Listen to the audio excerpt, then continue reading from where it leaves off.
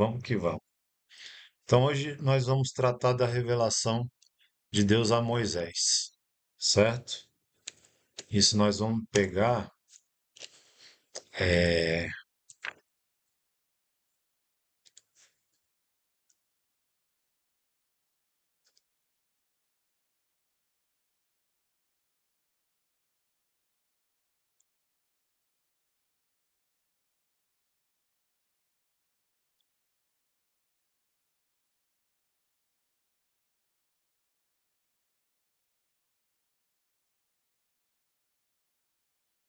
a partir do Êxodo 3, tá bom?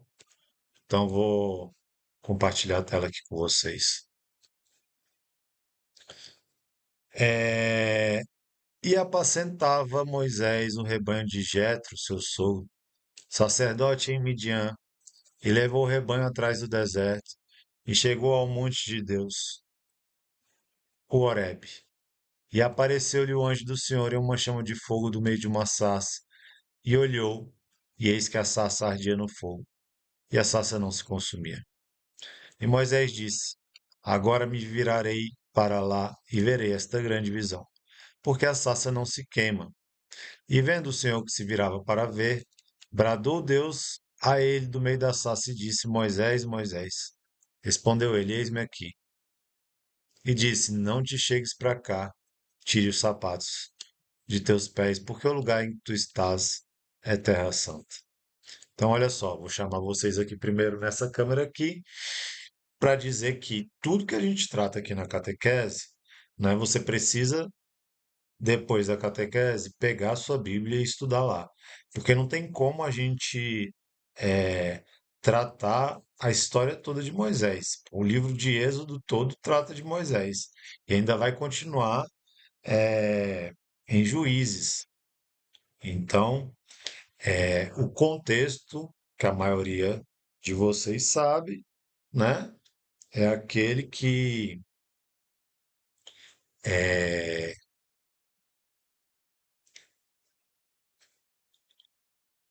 o povo de Deus, o povo de Israel, estava escravizado no Egito, sob a mão pesada do faraó. Era uma mão pesada, né? O povo de Deus era obrigado a fabricar tijolos, né? E tinha um negócio lá com barro, né? Palha e até então estava indo tudo bem, até o ponto que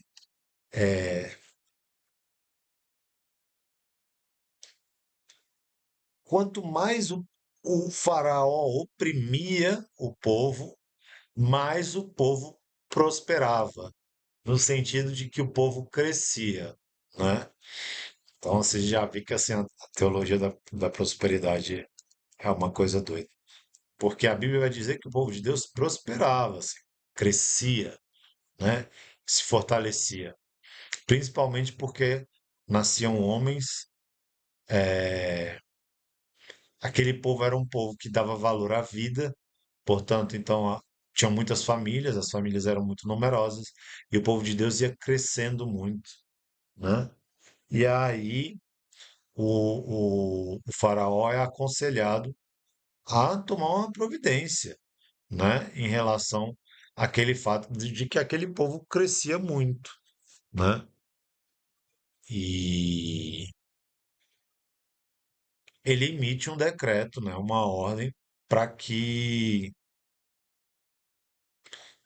as parteiras matassem todos os meninos homens, né, que crescesse.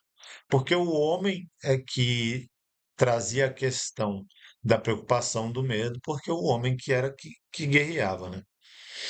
Então o que acontece?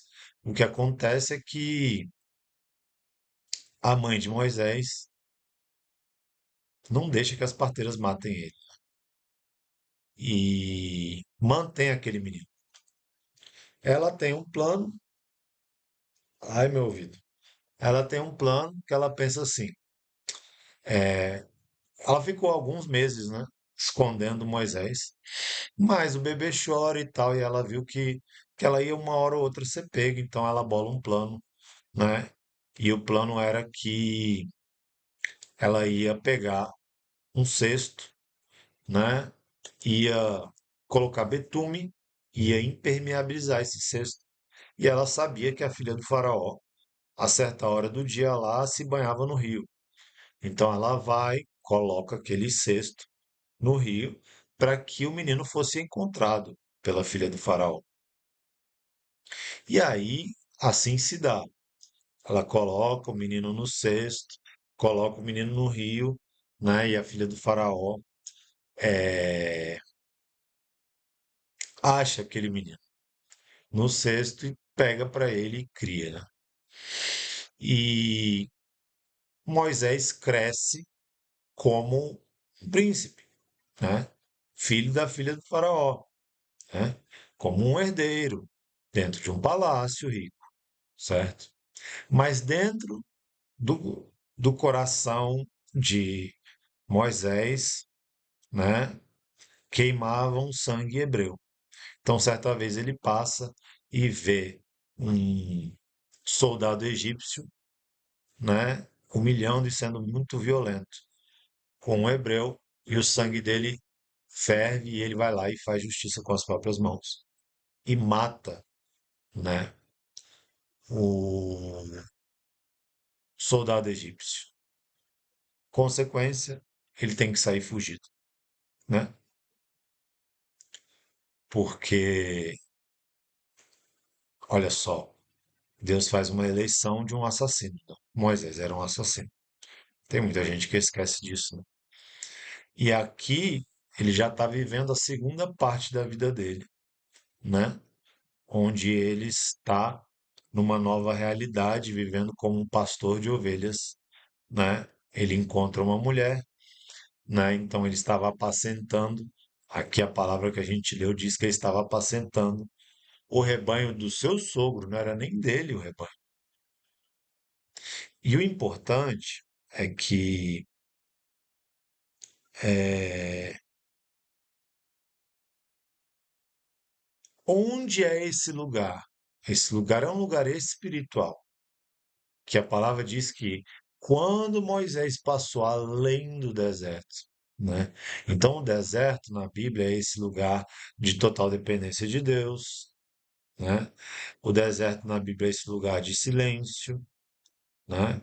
Por que a total dependência de Deus? Porque não tem comida, porque não tem água para beber, porque não tem como você se abrigar do sol, né? E a inversão térmica no deserto é muito grande. Então, de dia é muito quente e de noite é muito frio, né? Então, o deserto é um símbolo muito importante, né? É, E aí Deus atrai Moisés por meio de um fenômeno sobrenatural, uma sarça que se consome que arde sem se consumir, certo? Então, continuemos. Aqui vai dizer o seguinte: disse mais, eu sou o Deus de teu pai, Deus de Abraão, Deus de Isaac, Deus de Jacó.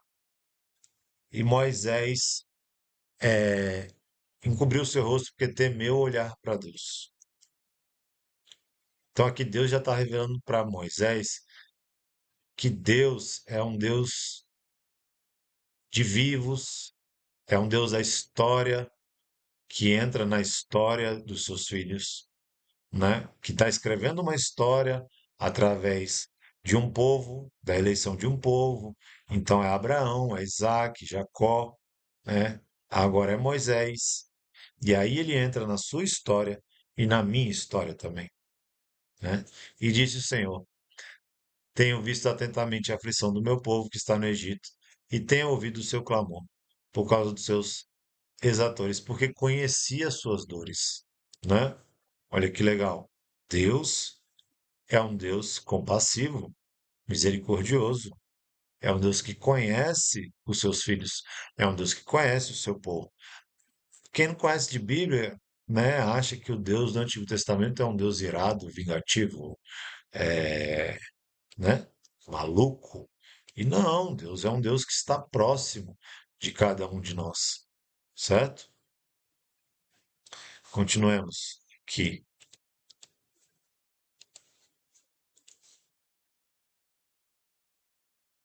Portanto, desci para livrá-lo das mãos dos egípcios e para fazê-lo subir daquela terra, né?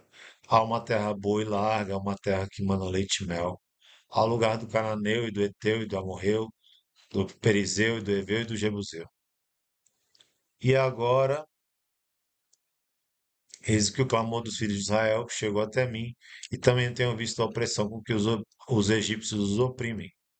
Vem agora, pois eu te enviarei ao faraó, para que tires o meu povo, os filhos de Israel, do Egito. Então Moisés disse a Deus: Quem sou eu que vá ao faraó e tire do Egito os filhos de Israel? E disse: Certamente eu serei contigo, e isto te será por sinal de que eu te enviei. Quando houver tirado este povo do Egito, servireis a Deus neste monte.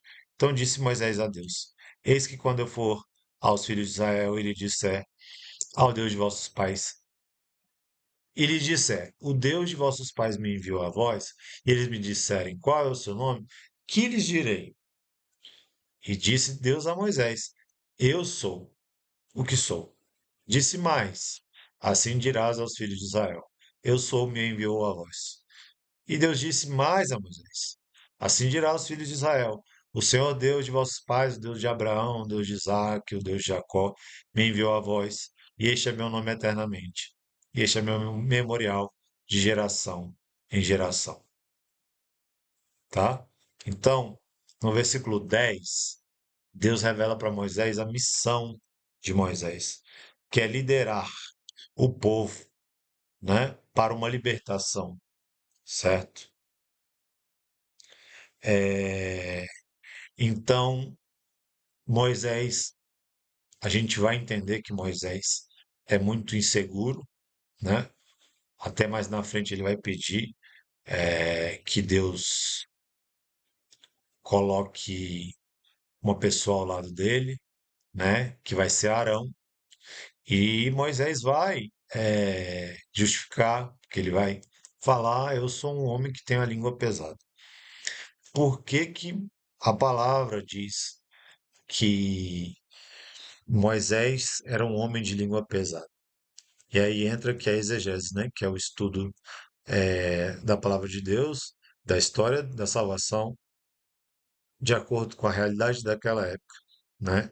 Então é uma coisa é, comprovada cientificamente, né? Que para pensar, é, a mãe de Moisés mantinha aquele filho contra a ordem do faraó.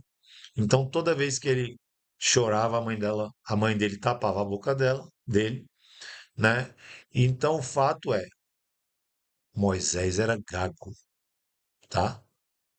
Moisés era um homem gago. Por isso que a palavra diz que ele era um homem da língua pesada, tá? Então, Moisés diz assim, pelo menos me revela qual é o seu nome. E aí diz, Deus revela o seu nome como eu sou, certo? Porque eu sou, né? Porque eu sou é um Deus que existe por toda a eternidade. Eu sou é um Deus que não tem princípio nem fim. Ele existe antes, né? Eu sou é o mesmo Deus que se revela na criação do mundo, é o mesmo Deus que se revela é, na recriação do mundo em Moisés, ou em Moisés não, perdão, em Noé, eu sou é o mesmo que promete uma descendência para Abraão, entendeu? Mas aí agora isso aqui é opinião do neto, não é a igreja. Eu, neto, presta atenção nisso. Eu, neto, que há 13 anos estou limpo de drogas, né? Tive uma experiência com drogas dos 13 aos 28 anos de idade, certo? E dos 28 até os meus 41, que eu fiz aniversário ontem, estou perseguindo a face de Cristo, preferindo o céu, e buscando ser uma pessoa avivada no Espírito Santo. Eu sou, além de entender isso como eu sou e Deus ser um Deus de inúmeras qualidades e somente. Não tem defeito. Qualidades, misericordioso, bondoso, compassivo, onipotente, onipresente, onisciente, imutável.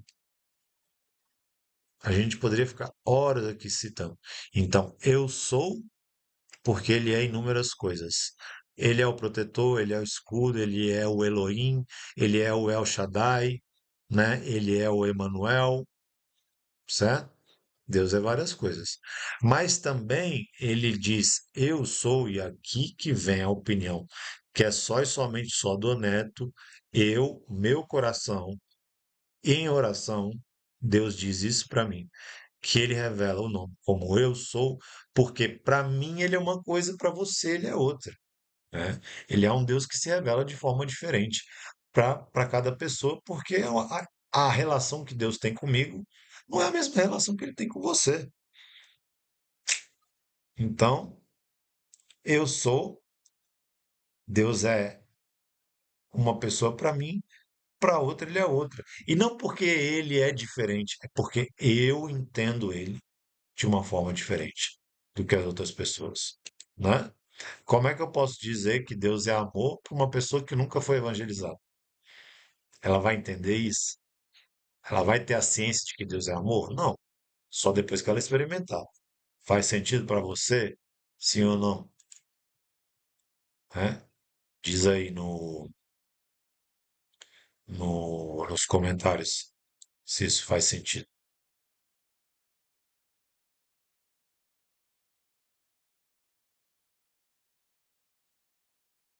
Aí depois nós vamos.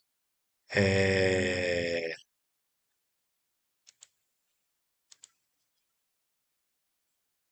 Só um minuto.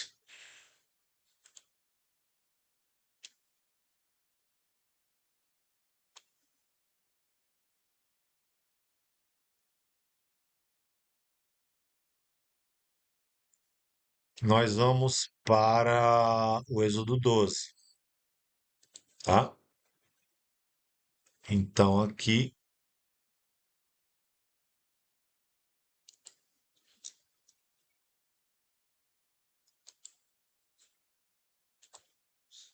no Êxodo 12 diz assim: E falou o Senhor a Moisés e a Arão na terra do Egito, dizendo: Este mesmo mês vos será o princípio dos meses, e este vos será o primeiro dos meses dos anos. Falai a toda a congregação de Israel, dizendo: Aos 10 dias deste mês, tome cada um para si um cordeiro, segundo a casa dos pais, e um cordeiro para cada família. Mas se a família for pequena para um cordeiro, então tome um só com seu vizinho, perto de sua casa, conforme o número das almas, cada um conforme o seu comer. Fareis a conta conforme ao cordeiro. O cordeiro ou cabrito será sem mácula, um macho de 1 ano, o qual tomarei das ovelhas ou das cabras. Perdão. E o guardareis até o 14º dia deste mês, e todo o ajuntamento da congregação de Israel o sacrificará à tarde. E tomarão do sangue e poluão em ambas as ombreiras e na verga da porta, nas casas em que o comerem. E naquela noite comerão a carne assada no fogo, com pães ázimos, com ervas amargosas a comerão, né? Não comereis dele cru nem cozido em água, senão assado no fogo, a sua cabeça com seus pés e com a sua fressura. E nada dele deixareis até amanhã, mas o que dele ficar até amanhã queimareis no fogo. E assim, pois, o comereis, os vossos lombos cingidos, os vossos sapatos nos pés e o vosso cajado na mão. E o comereis apressadamente. Essa é a Páscoa do Senhor. E eu passarei pela terra do Egito essa noite, e ferirei todo primogênito na terra do Egito, desde os homens até os animais, e em todos os deuses do Egito farei juízos. Eu sou o Senhor. e aquele sangue vos será por sinal nas casas em que estiverdes. Vendo eu o sangue, passarei por cima de vós, e não haverás entre vós praga da mortandade, quando eu feri a terra do Egito. Certo, minha gente? Então, olha só, é, Páscoa, coloca isso na tua cabeça. Páscoa significa passagem, certo?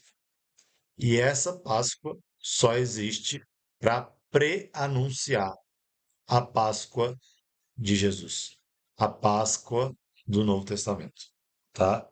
Então tudo começa com instruções rituais, porque o Antigo Testamento todo só e somente só existe em função do Novo. É por isso que tem tanta coisa de ritual, é por isso que tem tanta genealogia, é por isso que tem tanta coisa. É para preparar o povo bem disposto para a vinda do Senhor, certo? Então, o cordeiro é macho sem defeito, né? Deve ser comido às pressas, certo? O que mais? O- Tem que colocar o sangue nos umbrais da porta, né? É, não pode quebrar o osso do cordeiro, entendeu?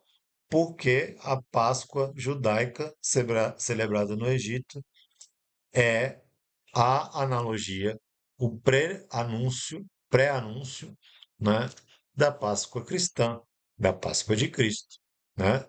Então, o que era o cordeiro de um ano macho, sem mancha, é Jesus, sem mancha de pecado, certo?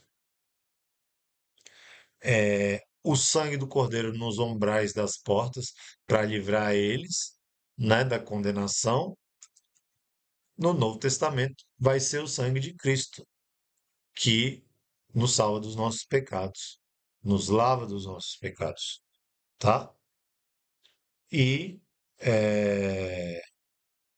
a questão dos ossos já falei. Comer o pão asmo sem fermento, né? Vai ser um memorial de salvação, né? Que o pão asmo sem fermento vai ser sinal da nossa Eucaristia, certo?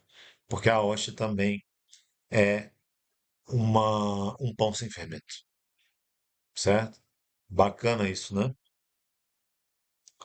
Então, depois dessa passagem, tem uma partida, tá?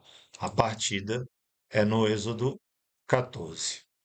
E a partida diz assim: é, Então disse o Senhor a Moisés: Por que clamas a mim? Estou compartilhando a tela? Estou não. Então disse o Senhor a Moisés: Por que clamas a mim? Dize aos filhos de Israel que marche. E tu levanta tua vara, estende tua mão sobre o mar e fende-o, para que os filhos de Israel passem pelo meio do mar em seco.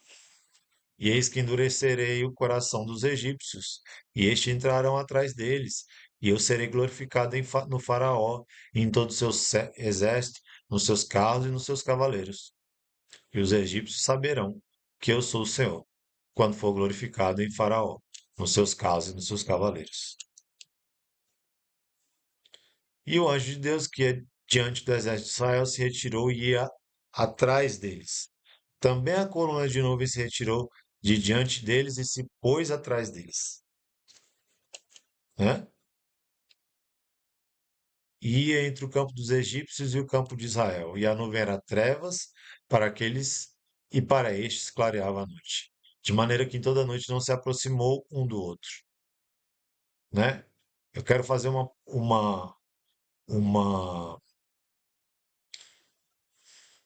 uma parada aqui, tá? Para dizer o seguinte: esse versículo 20 aqui é importantíssimo. Ia entre o campo dos egípcios e o campo de Israel, e a nuvem era trevas para aqueles, e para este clareava a noite, de maneira que em toda a noite não se aproximou um do outro. No 21 diz: Então Moisés estendeu sua mão sobre o mar, e o Senhor fez retirar o mar por um forte vento oriental toda aquela noite. e o mar tornou-se seco, e as águas foram partidas, né? Aqui as pessoas, né, que ficam zombando da nossa fé, porque acham, né, que as coisas na Bíblia estão escritas de um jeito, como se Moisés tivesse chegado lá e batido a vara e o mar tivesse se aberto dessa forma. E o problema é que os cristãos, os católicos, não sabem defender sua fé. E aí não sabem explicar, tá? Então, olha só, a palavra está dizendo que a nuvem separava o acampamento dos hebreus e dos egípcios, e um forte vento oriental soprou a noite toda. Então, o vento abriu o mar. O golpe do cajado de Moisés é simbólico, porque o vento estava ali agindo, não é? Foi tipo assim, o cajado foi a última pancada, mas o Senhor já estava abrindo o mar. Está escrito na Bíblia, pô. Não precisa de muita coisa.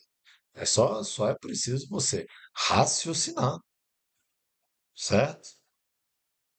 Então, olha só, a gente tem inúmeras situações, porque o Êxodo todo vai tratar, né?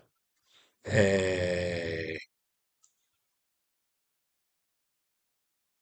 de Moisés, da travessia do deserto, que também é outra coisa que as pessoas fazem piada, né? Que jogam lá no Google, no Google Maps e falam, ah, essa distância aí é, que eles caminharam dava para fazer no máximo em, sei lá, horas, ou 6 dias, ou 6 horas, sei lá. Vamos aqui, vou confirmar.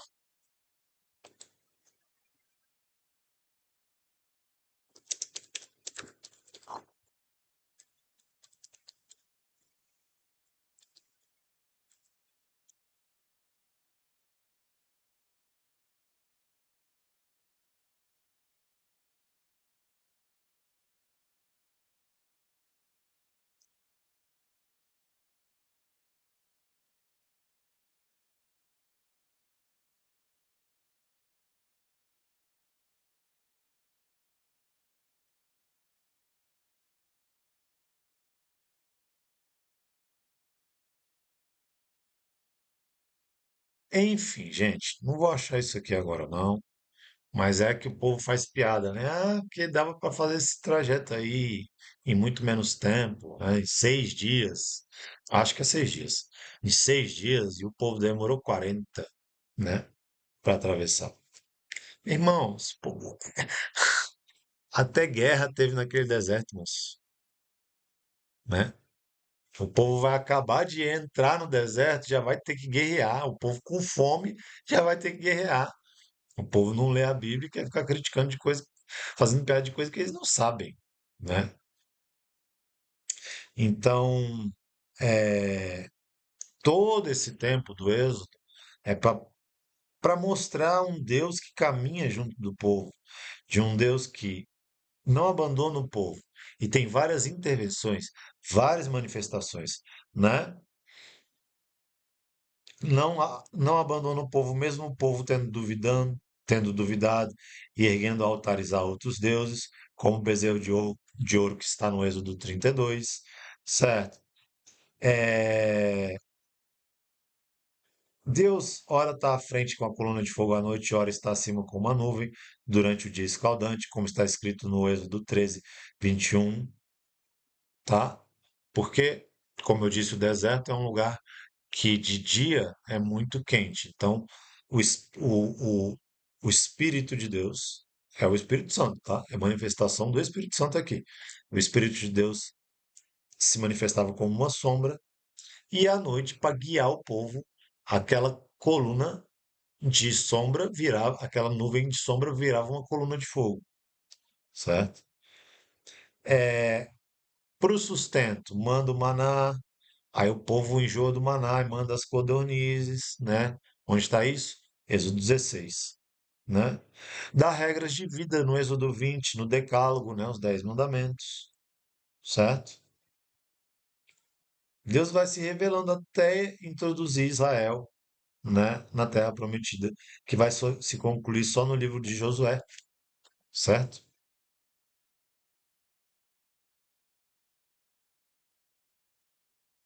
Tudo isso a gente tem que parar e refletir, né?